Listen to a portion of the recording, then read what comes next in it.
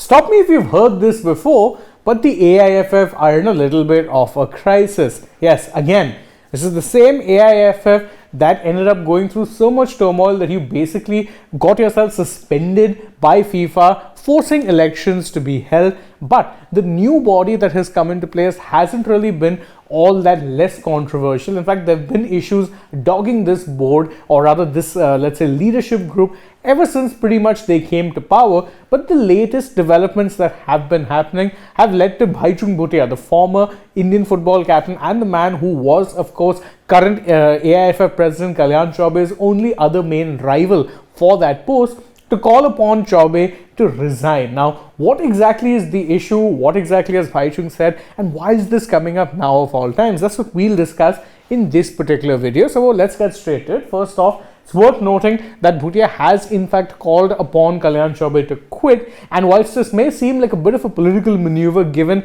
the person who has the most to gain from Chaube quitting is in fact Bhutia himself, given he ran for the office, there is a logic that is there in place, because again, many people have been unhappy with how the president is running things ever since a certain Shaji Prabhakaran was sacked. Now, Shaji Prabhakaran is of course the former Secretary General of the board, and he was sacked for apparent, let's say, breaches of trust. And it was a decision that came from out of absolutely nowhere. Most people didn't understand it. And in fact, the Delhi High Court had initially stayed his sacking before the AIFF Executive Committee eventually signed the orders and ensured that Prabhakaran was sacked anyway. So this might seem like a bit of a roundabout issue, but there is a reason this issue has come. The reason is that any sacking of this nature needs to be taken not unilaterally by the president, but has to be run by the executive committee, a body that incidentally Bhutia is a part of. And notably, they didn't run this through the executive committee, they ran it through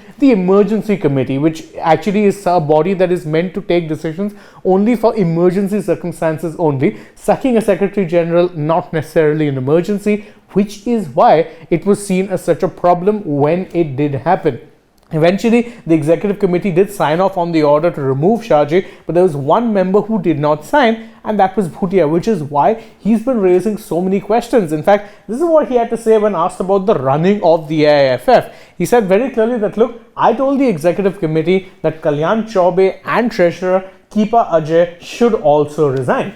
Shaji Prabhakaran should not be made the scapegoat. Now, in case you're wondering why it is he's saying that Prabhakaran should not be made the scapegoat, it's because the reasons for sacking a Prabhakaran, there are two reasons really. One is that the logic given for sacking Prabhakaran was a bit arbitrary. It was an apparent breach of trust, which no one really knows what exactly the breach of trust was. No one knows the main reasoning. Everything that has been reported in the media so far has been mostly speculation in that regard. There haven't been any, let's say, sides of the story that have come either from a Prabhakaran or from a Kalyan Chaube. It was just a decision that kind of happened and everyone was just expected to be okay with it. The second thing is that, according to Bhutia, Kalyan Chaube, Keepa Ajay and Shaji Prabhakaran were pretty much in cahoots for the most part and would make all major decisions without consulting the executive committee. So if, according to Bhutia, and his logic is pretty sound here, he said that if all three of them were just taking their own decisions, then how is it that suddenly Shaji can be made a scapegoat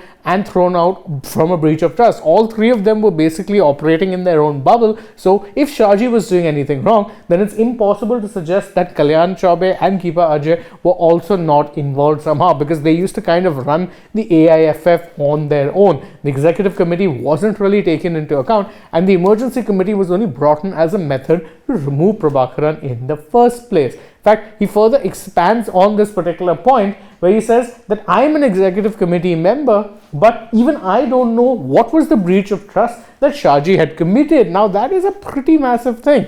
I mean, it's one thing for the public to not know, because sometimes these things are kept, let's say, private, and it's kept behind closed doors. The only thing you'll hear about it is through anonymous media leaks. But Bhutia is basically saying that, look, I am myself a member of the executive committee. And again, remember, the executive committee needs to be ratifying such decisions. It's not, let's say, an exclusive decision that only the president can take.